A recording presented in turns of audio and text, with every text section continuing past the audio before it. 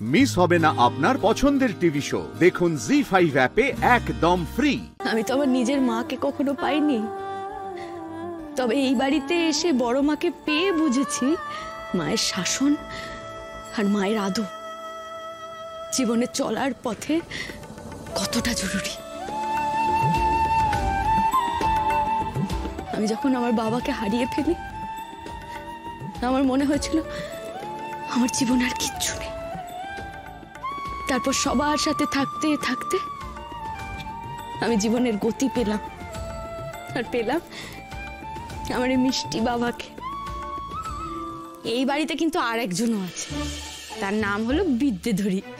সে হলো আমাদের আদরের বিড়াল। তার কথা যদি আমি না বলি, সে একদম রাতে আমাদের বাড়ি তছনছ করে দেবে। আর ওই যে দাঁড়িয়ে মালবিকা, মালবিকা আর মিকি আমাদের বাড়ির নতুন সদস্য। আর যার কথা না বললে এই শিলবাড়ি থুরি আলতাবাড়ির পরিচয় অসম্পূর্ণ থেকে যায়, তারা হলেন আমাদের সতীলক্ষ্মী আলতা সিঁদুর ফ্যাক্টরির এই প্রত্যেকটা মানুষ।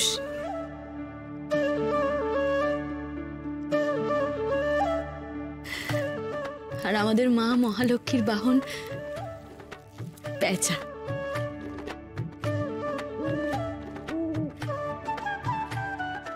আর যে মানুষটা না থাকলে পাখি অসম্পূর্ণ, সে হলো আমার কুশবাবু। সে প্রথম দেখা থেকে আজ পর্যন্ত কুশবাবু মানে আমার স্বামী আমাকে আগলে গেছে।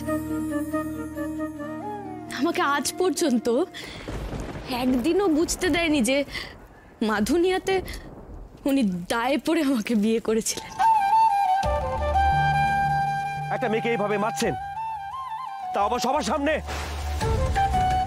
আরে এখানে তো ওর কোনো দোষ নেই। এই আবার কথা বলছো তুমি? তখন থেকে ওরা সালিশি করে যাচ্ছ। ও দায়িত্ব কে নেবে? তুমি নেবে? নেব। দায়িত্ব নেবে মানে? তুমি এই মেয়েকে, আমাদের পাখিকে বিয়ে করবে? হ্যাঁ, পাখি কখনোই কুশের অর্ধাঙ্গিনী নয়। পাখি কুশের জীবনের সবটা জুড়ে আছে। আচ্ছা এবার গিফটের ব্যাপারটা এবার গিফট লাগবে একটা। এই তো দেবে রাঙা।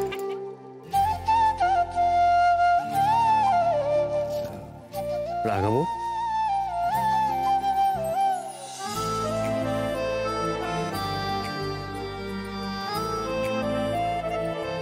শুভ বিবাহ বার্ষিকী।